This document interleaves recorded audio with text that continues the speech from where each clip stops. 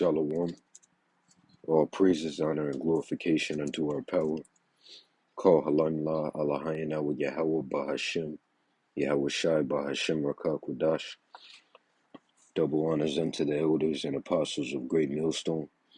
Salutations as well as health and wellness unto the hopeful elect of Yahweh Bahashim Yahweh Shai scattered across the earth. This is your brother Allah coming to you with another lesson. And Lord willing, this lesson will be entitled, "This is the mentality of the majority of these people." And Lord willing, the elect of Yahweh Bashim Yahweh Shai be edified. And pretty much I have a clip that I want to play. And then I want to bring out, a good amount of scriptures. So this is the clip right here. So let's get right into it.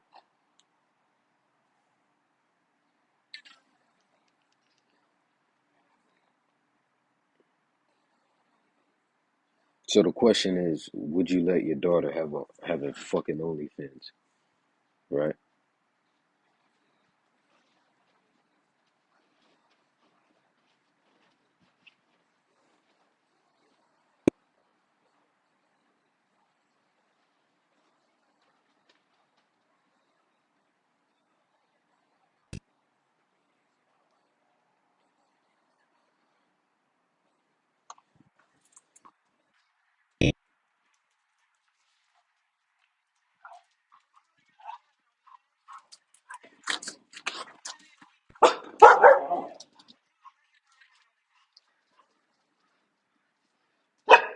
Right. So you saw it. Now the first Lassie, which Lassie, if I'm not mistaken, means young woman. Right. The first Lassie, she said the right thing, which was no. Then basically you had the other people, the other guy, he said no, I think. Well, let me play it in part. So the first Lassie said no.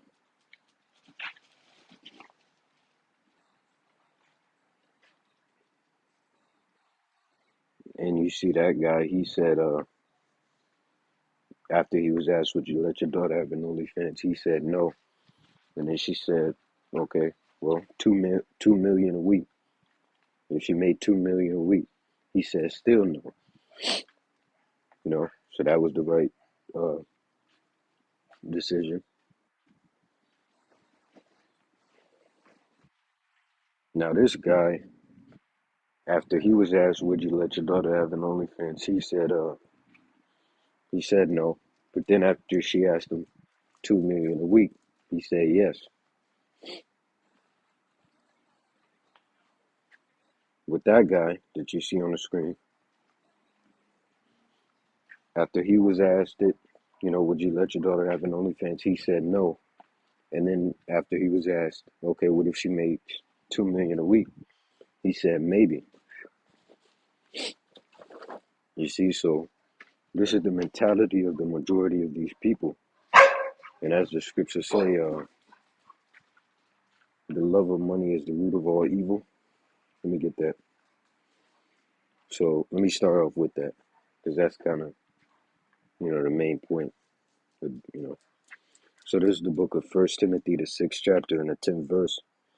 And it reads, "For the love of money is the root of all evil, which while some coveted after, they have erred from the faith and pierced themselves through with many sorrows." See that? So it says the love of money is the root of all evil. Because if you love money, to a certain extent, you'll do anything for it.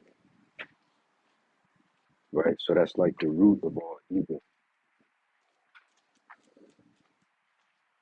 Right? It's because of the love of money. So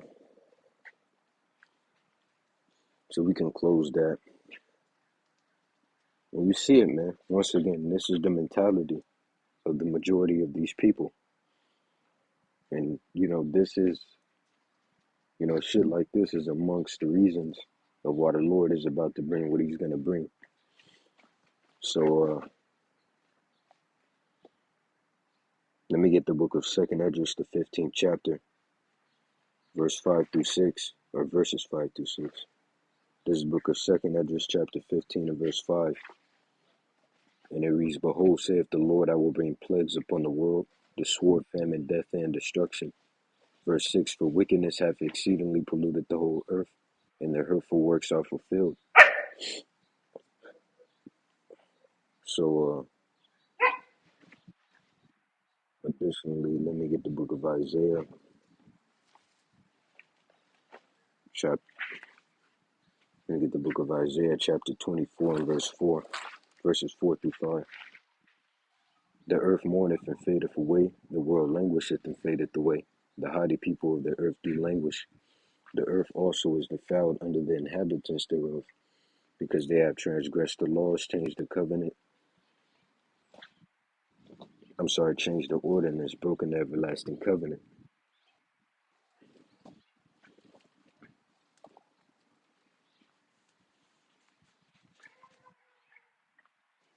Bear with me.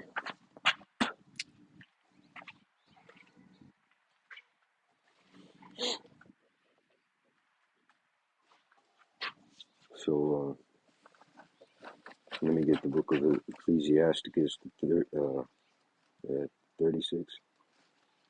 Ecclesiasticus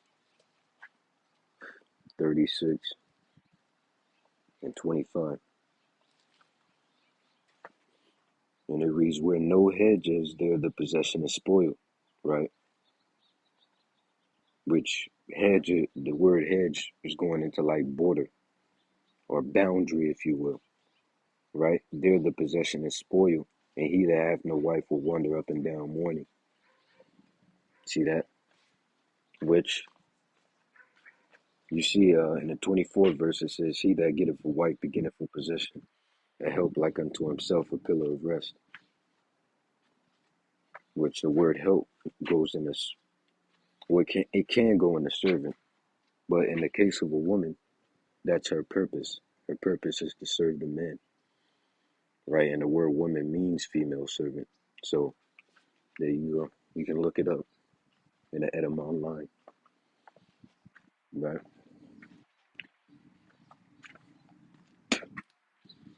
So, but you can even apply it in the case of containing daughters.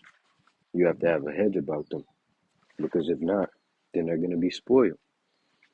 You see, you're gonna have to have boundaries and like it says, a hedge. Matter of fact, let me look that word up. Hedge. Stop. No.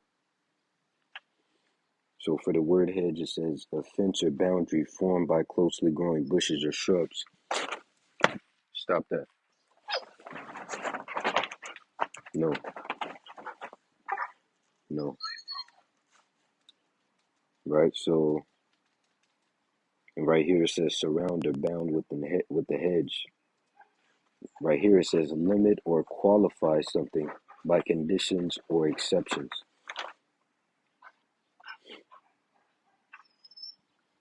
Right. So also let me get the book of Ecclesiasticus, the 7th chapter, verse 23. And it reads, Hast thou children, instruct them and bow down their neck from their youth. Hast thou daughters, have a care of their body, and shew not thyself cheerful towards them. Verse 25, Marry thy daughter, and so shalt thou have performed a weighty matter, but give her to a man of understanding. See? Right? Hast thou daughters, have a care of their body. See? And this shit is just completely wicked, man. Next, let me get the book of Proverbs, the 22nd chapter, and the 6th verse. This is the book of Proverbs, chapter 22 and verse 6, and it reads, Train up a child in the way he should go, and when he is old, he will not depart from it.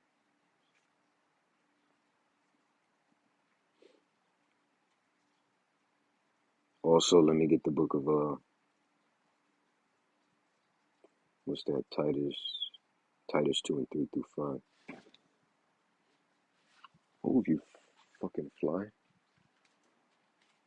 This is the book of Titus, chapter 2 and verse 3. The aged women likewise, that they be in behavior as becometh holiness, not false accusers, not given to much wine, teachers of good things, that they may teach the young women to be sober, to love their husbands, to love their children, to be discreet, chaste, keepers at home, good, obedient to their own husbands, that the word of the Most High be not blasphemed. So women are to obtain these certain attributes within their character, right? Also, when you go to First Timothy, well, let me stay here. Let me see something. Well, for example, the word chaste,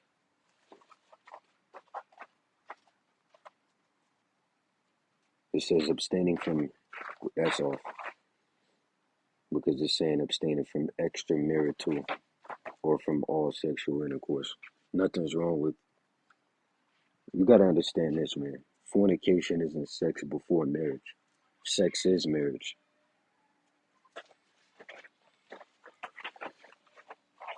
right? So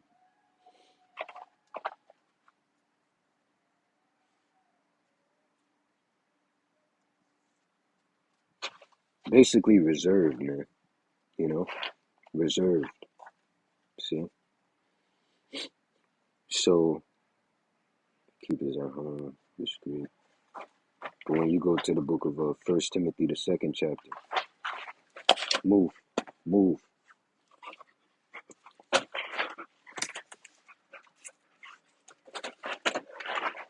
So this is the book of First Timothy, chapter 2, and verse 9. And it reads, in like manner also that women adorn themselves in modest apparel. When you're on fucking OnlyFans, you're not in modest apparel. With shamefacedness and sobriety, not with braided hair or gold or pearls or costly array, but which becometh women professing godliness with good works. See?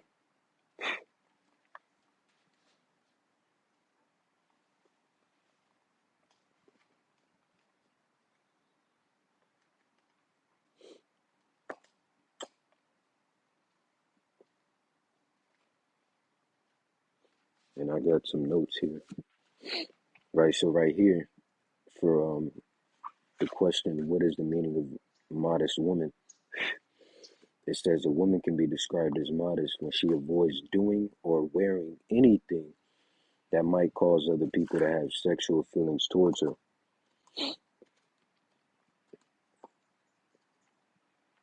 It says you can also describe her clothes or behavior as modest.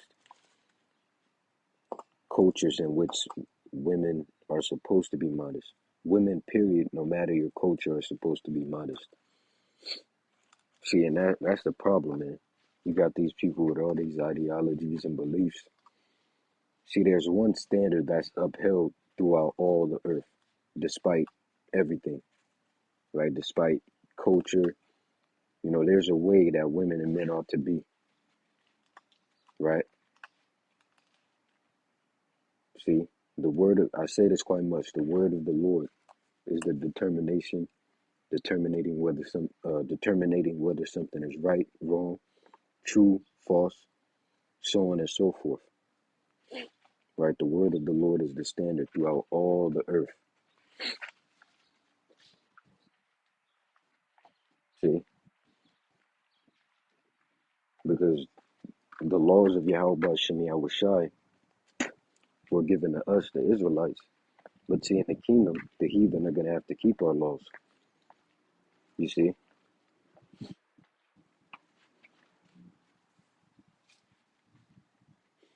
Right here it says,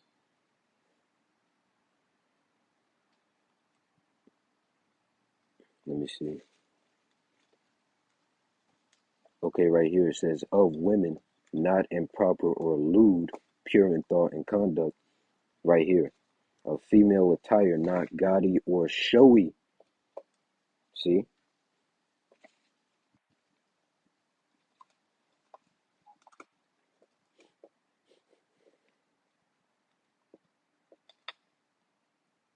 Right, so you should get the point. And these are examples of modest apparel, which I believe these are so-called Seminole Indians, which truly are Israelites from the tribe of Reuben, which in the Hebrew is a Ra'aban or Rabban, right? So continuing on,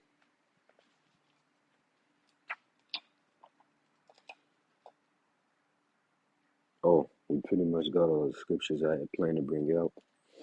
So, that's pretty much the point. With that, Lord willing, you were edified. Once again and forever, all praises, honor, and glorification unto our power. Call Halan La, Alahayana, Yahweh Bahashim, Yahweh Shai Bahashim, Rakakwadash. Double honors unto the elders and apostles of Great Millstone. Salutations as well as health and wellness unto the hopeful elect of Yahweh Bahashim, Yahweh Shai scattered across the earth. See you in the next lesson, Lord willing. While Yahweh Bahashim, Yahweh Shai Baba Kasha, Abba Babo. Watch Shalom, BTA soon, and stay sharp. Keep pushing.